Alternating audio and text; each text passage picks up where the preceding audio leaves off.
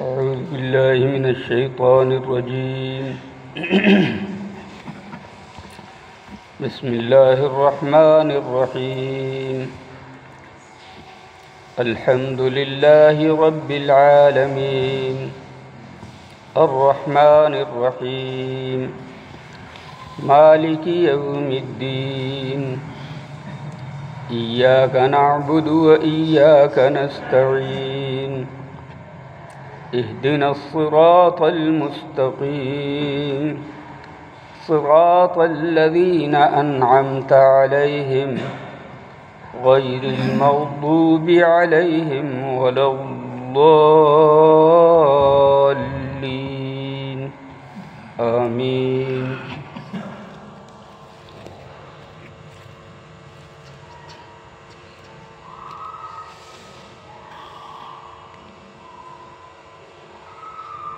کل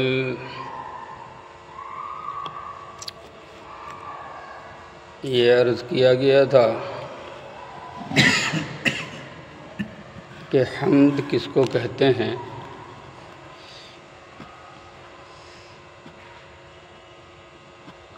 اور حمد اور شکر اور مدح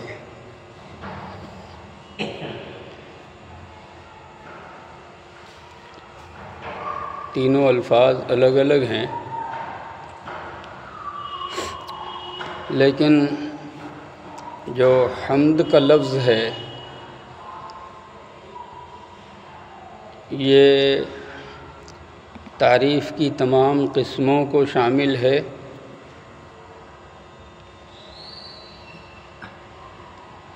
اور الف لام اس کے اوپر آ گیا ہے، تو اب جتنی طرح کی تعریف ہو سکتی ہے، جتنی طرح کی خوبی ممکن ہو سکتی ہے یا انسان کے ذہن میں اور دماغ میں سما سکتی ہے، اس میں سب شامل ہے. اور الحمدللہ اس کا مطلب یہ ہوا کہ جتنی طرح کی تعریفیں ممکن ہیں اور ہو سکتی ہیں وہ ساری تعریفیں اللہ ہی کے لیے ہیں، اور اللہ ہی اکیلا ان تمام تعریفوں کا مستحق ہے. رب العالمین، یہ اللہ ہی کی صفت ہے. وہ اللہ جو تمام جہانوں کا پالنے والا ہے.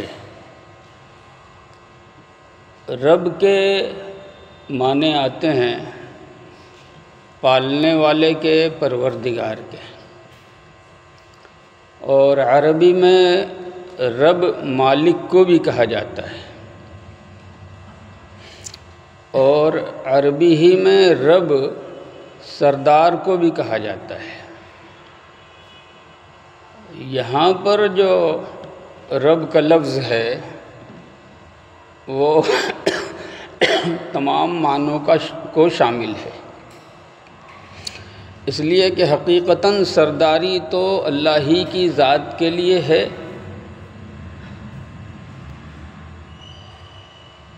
جیسے بادشاہت اصل میں اللہ ہی کی ذات کے لیے ہے. دنیا میں اللہ تعالیٰ عارضی طور سے کسی کو سرداری بخش دیتا ہے، کسی کو بادشاہی بخش دیتا ہے.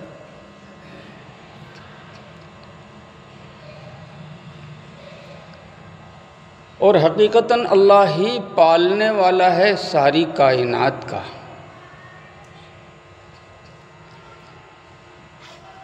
ایک کسان کو لے لو، کسان محنت کرتا ہے اور زمین کے اندر گیہوں کا ایک دانہ ڈالتا ہے، اور پھر کچھ دنوں کے بعد یہی دانہ بڑا ہوتا ہے، اس کے اندر پھول اور دانے لگتے ہیں، اور پھر پک کر انسانوں کی خوراک بننے کے لیے تیار ہو جاتے ہیں. لیکن ذرا غور کرو کہ اس گیہوں کے دانے میں وہاں سے پودا بننے اور انکر جسے گجور کہتے ہیں ہم، وہ نکلنے کی صلاحیت کس نے دی؟ اللہ اگر وہیں روک دیتا تو کسان ہزاروں من غلہ زمین میں دباتا، ایک پودا نکلنے والا نہیں تھا۔ جس زمین میں یہ غلہ کسان نے دبایا ہے وہ زمین بھی اللہ ہی کی بنائی ہوئی ہے، اور پھر وہ پودا ذرا آگے بڑھتا ہے، اوپر آتا ہے، تو اب اس کا سابقہ ہوتا ہے، واسطہ ہوتا ہے، دھوپ سے، ہوا سے،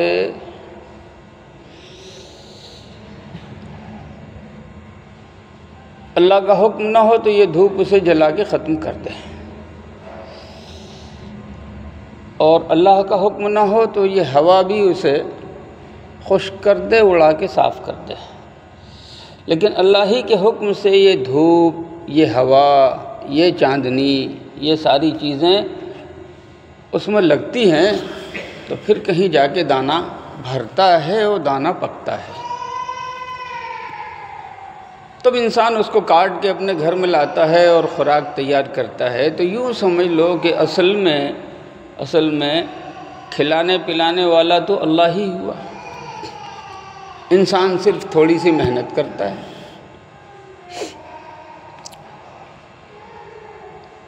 حضرت سیدنا ابراہیم علیہ السلام کے زمانے میں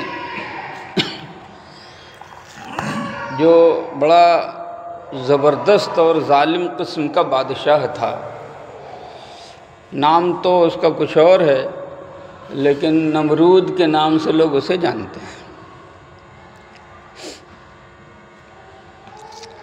حضرت ابراہیم علیہ السلام سے جب نمرود کی ملاقات ہوئی تو نمرود کو چونکہ اللہ نے بڑی سلطنت عطا فرمائی تھی، حضرت ابراہیم علیہ السلام نے اس سے کہا کہ دیکھ، اللہ نے تجھ پر کرم کیا ہے، مہربانی کی ہے، حکومت دی ہے، تو اللہ کے آگے جھک جا، اللہ کو اپنا رب مان لے۔ وہ اپنے غرور میں تھا، وہ اپنے گھمنڈ میں تھا۔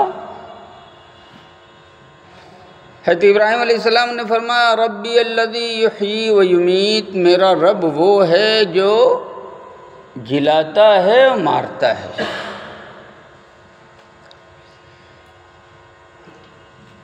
اس بیوقوف نے کہا کہ بس اتنی سی بات پہ اس کو ہم رب مان لیں؟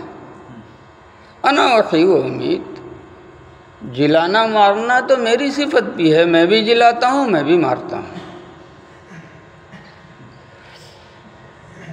ایک بے گناہ انسان کو بلایا اور جلاد کو حکم دیا اس کی گردن اڑا دو، کہ دیکھو میں نے مار دیا۔ ایک ایسا آدمی جو قید خانے میں تھا اور جس کو پھانسی کی سزا ہو چکی تھی مقرر، اور اس نے کہا کہ اس کو آزاد کر دو، کہ دیکھو میں نے جلا دیا۔ حضرت ابراہیم علیہ السلام نے دیکھ لیا کہ بے وقوف ہے، عقل سے کوئی واسطہ نہیں ہے، اور یہ قاعدے کی بات نہیں سمجھے گا، تو اس کو ذرا اسی کے انداز میں سمجھانا ہوگا کہ ٹھیک ہے، میرا رب جلاتا ہے، مارتا ہے، اور تیرا دعویٰ ہے کہ میں بھی جلاتا ہوں، مارتا ہوں۔ اگر ایسی بات ہے، تجھ کو حکومت حاصل ہے،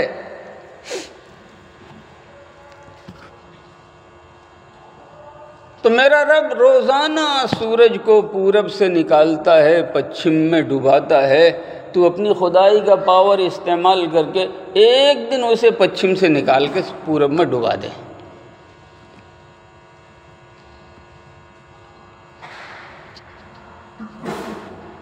حضرت ابراہیم علیہ السلام نے فرمایا ان اللہ یاتی بالشمس من المشرق فأتی بها من المغرب، اگر تو بھی رب ہے اور تو بھی خدا ہے تو میرا رب تو روزانہ سورج کو پورب سے نکالتا ہے، پچھم میں ڈباتا ہے،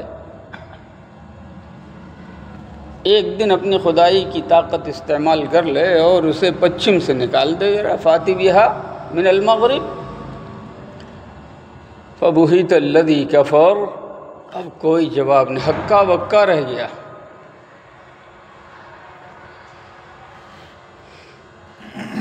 ساری چیزیں، رب وہ ہے جو ساری چیزیں اس کے قبضہ قدرت میں ہیں اور اس کے اشارے کے پابند ہیں۔ تیسرے ہی پارے میں آگے ایک واقعہ بیان فرمایا،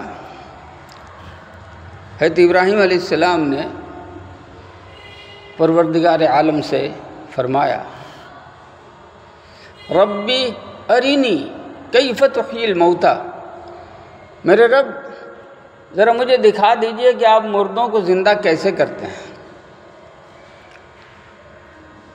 ربی ارینی کیف تحیی الموتیٰ، ذرا مجھے دکھا دیجئے کہ آپ مردوں کو زندہ کیسے فرماتے ہیں۔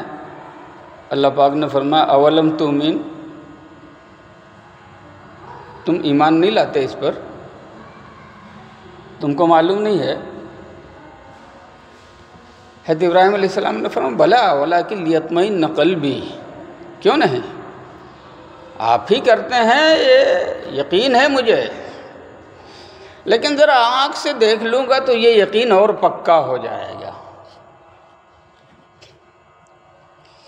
قال فخذ أربعة من الطير، اچھا جاؤ دیکھنا چاہتے ہو تو 4 پرندے لو،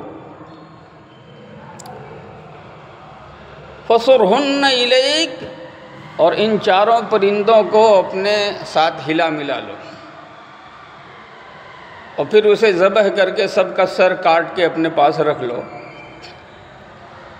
اور سب کا قیمہ کر دو،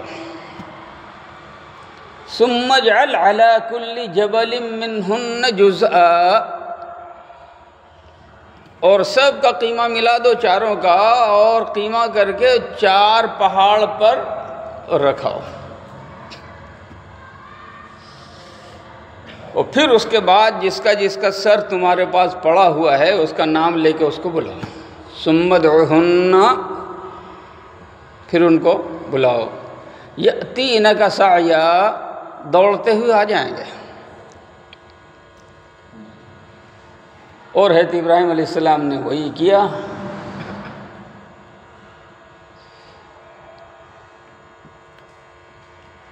چاروں پہاڑوں پر ان پرندوں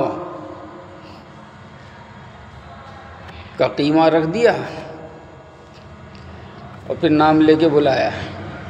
اللہ پاک نے حکم دیا اس جانور کا، اور اس کا حکم کیا ہے؟ سیکنڈوں سے بھی کم میں،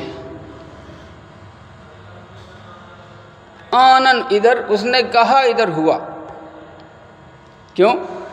قرآن کریم کہتا ہے انما امرہ اذا اراد شیئا ان یقول له کن فیکون، اللہ کی شان ایسی ہے کہ جب وہ کسی چیز کا ارادہ کر لے وہ کہتا ہو تو ہو گیا، دیر نہیں۔ اللہ پاک نے پہلے سے آرڈر دے دیا ہے، تو ابراہیم علیہ السلام نے جیسے ہی پکارا جس پرندے کا نام لے کے، ان کے گوشت کا جتنا حصہ 4 پہاڑیوں پر تھا وہ سب جمع ہو کر کے فوراً دھڑ بنا اور دوڑتا ہوا آگے سر میں مل گیا، زندہ ہو گیا۔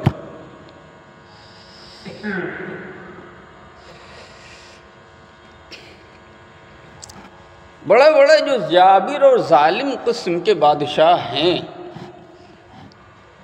انہوں نے تھوڑی سی طاقت اللہ نے عطا فرما دی، تھوڑی سی سلطنت اللہ نے بخش دی،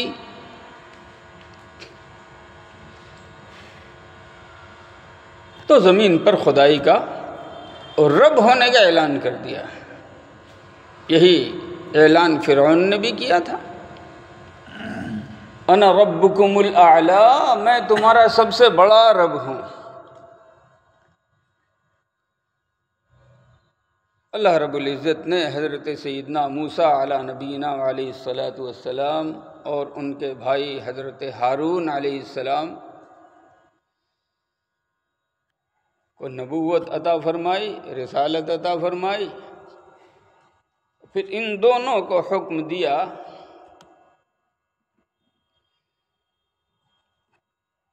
اذهبا الى فرعون انه طغى، جاؤ فرعون کے پاس جاؤ، بہت سرکشی کرنے لگا ہے۔ لیکن ہاں جاؤ تو ذرا سخت لہجے میں بات مت کرنا، نرمی سے بات کرنا۔ فقولا له قولا لینا،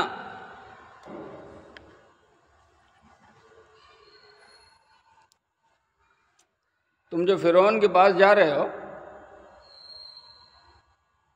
تو بس آرڈر کے لہجے میں اور سخت لہجے میں ویسا بات مت کرنا، نرمی سے سمجھانا۔ لعلہ یتذکر او یخشی، اب حضرت موسیٰ علیہ السلام نے کہا پروردگارا وہ بڑا ظالم ہے، جاؤں گا تو بدماشی کرے گا، اننا نخاف ان یفرط علینا او ان یطغی، سرکشی کرے گا، بدماشی کرے گا۔ فرمایا لا تخافا، ڈرو مت، اننی معکما، میں تم دونوں کے ساتھ ہوں، اسمع و ارا، میں سن بھی رہا ہوں دیکھ بھی رہا ہوں۔ میری مرضی کے بغیر فرعون کیا، دنیا کے ہزاروں فرعون مل جائیں کیا کر لیں گے؟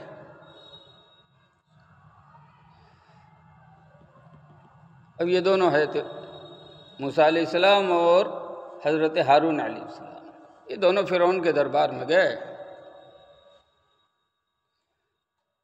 فرمایا انا رسول ربک، میں تیرے رب کا بھیجا ہوا ہوں، فارسل معنا بنی اسرائیل ولا تعذبہم، تم نے بنی اسرائیل کو بیگار کا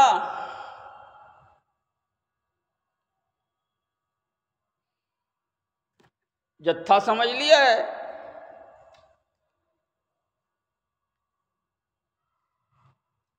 اور ان پر ظلم کرتے ہو، ان کو میرے ساتھ بھیجو، اور جو انہیں تم ستا رہے ہو ستانے کا سلسلہ بند کرو۔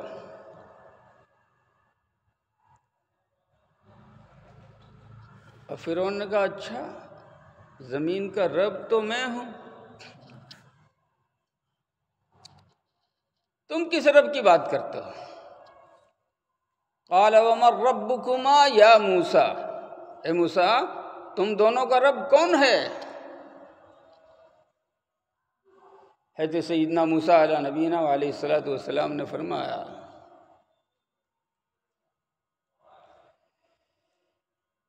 ربنا اللہ الذی اعطى كل شیء خلقہ ثم ہدی، میرا رب وہ ہے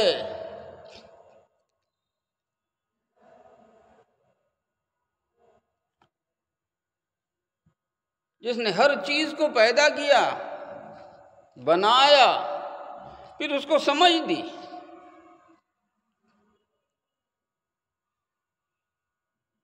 ایک بلی کو ایک خرگوش کو دونوں کو بھوکا رکھ دو، ایک بلی اور ایک خرگوش دونوں کو بھوکا رکھو، دونوں کی کٹنگ قریب قریب ایک ہے، دونوں کا سائز قریب قریب ایک ہے، ایک جیسا جسم، ایک جیسی صورت، تھوڑا سا فرق ہے،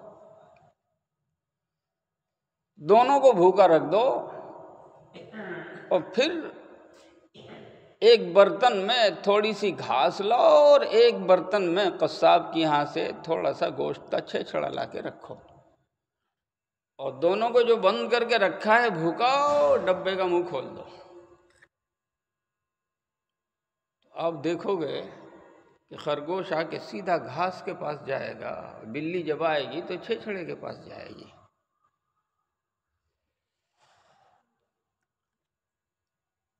ان جانوروں کو اس کے دماغ میں کس نے یہ بات سمجھائی، دماغ میں ان جانوروں کے یہ بات کس نے ڈالی کہ تمہاری خوراک ادھر ہے، تمہاری خوراک ادھر ہے؟ الذی اعطى كل شيء خلقه ثم هدى۔ اسی بات کو اللہ رب العزت نے 19ویں پارے میں بھی بیان فرمایا ہے۔ یہ جو میں آیت ابھی تلاوت کر رہا تھا یہ 16ویں پارے کی آیت تھی۔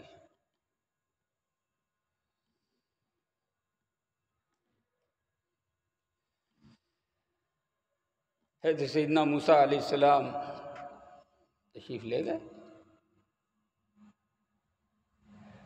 وہاں بھی اسی بات کا ذکر ہے کہ پروردگارا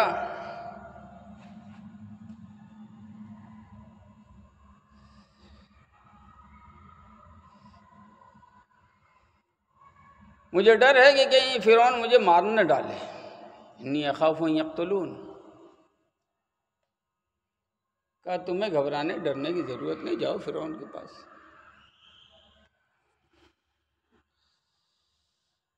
جو فرعون کے پاس گئے اور یہ بات فرمائی کہ میں تمہارے رب کی طرف سے بھیجا ہوا ہوں، فرعون نے کہا ما رب العالمین، یہ ساری کائنات کا رب کون ہے؟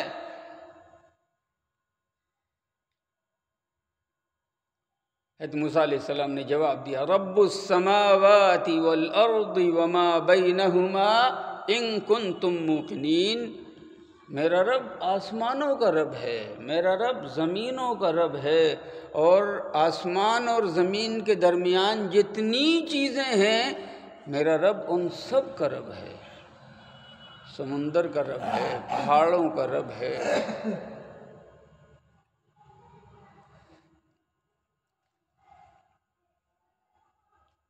اور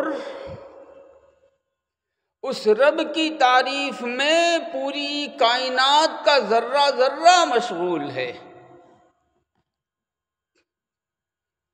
انسان ناشکرا ہے، جن نافرمانی کرتے ہیں، لیکن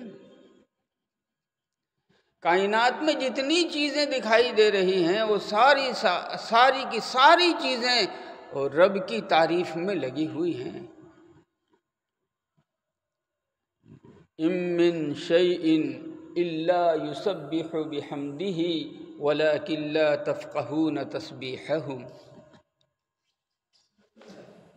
کائنات کی کوئی چیز ایسی نہیں ہے جو رب کی تعریف اور اس کی پاکی بیان نہ کرتی ہو۔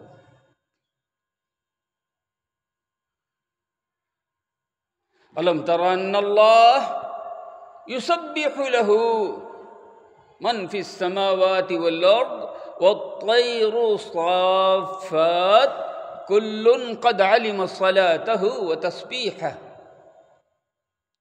کیا آپ نہیں دیکھتے کہ اللہ کی ذات اتنی عظیم ہے، اللہ کی ذات اتنی بلند و بالا ہے، اللہ رب العزت کی ذات اتنی عظمت والی ہے، یسبح لہ من فی السماوات والارض، زمین و آسمان میں جتنی چیزیں ہیں وہ ساری چیزیں اس کی تسبیح اور اس کی حمد میں لگی ہوئی ہیں۔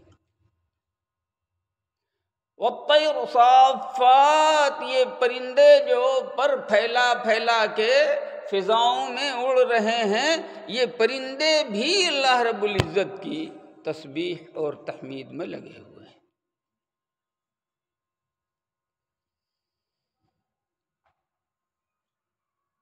دوسری جگہ فرمایا الم تر ان اللہ یسبح لہ من فی السماوات والارض والشمس والقمر والنجوم والجبال والشجر والدواب۔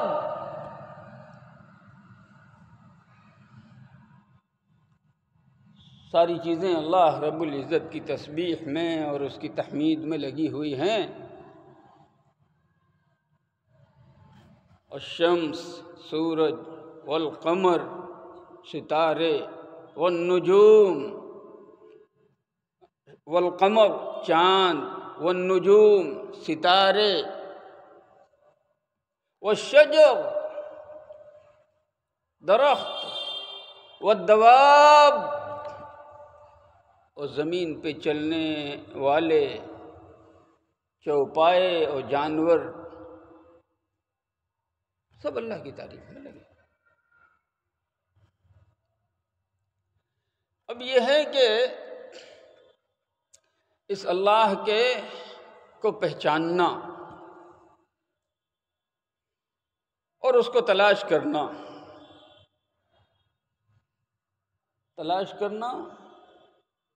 کیا مطلب؟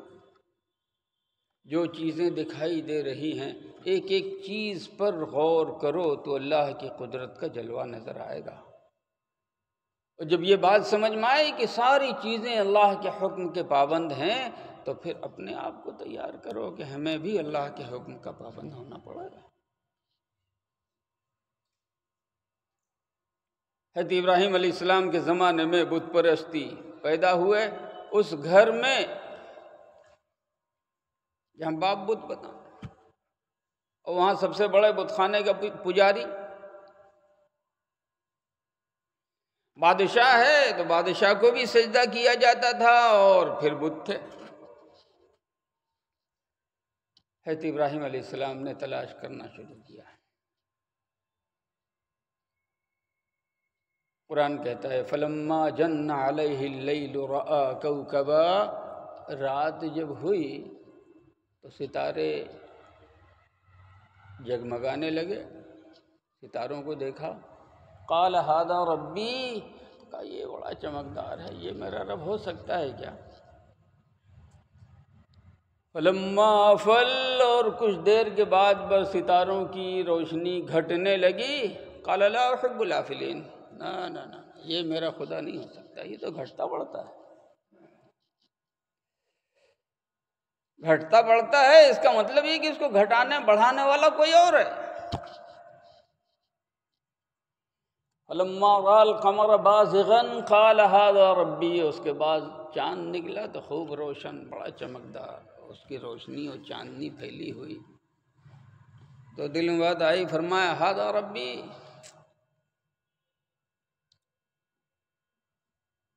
فلما افل، اور جب وہ بھی اس کی روشنی بھی ختم ہونے لگی، وہ بھی ڈوبنے لگا، تو فرمایا لئن لم یہدنی ربی لأکونن من القوم الضالین، میرے رب نے اگر میری رہنمائی نہیں کی، میری ہدایت نہیں کی تو میں گمراہ ہو جاؤں گا۔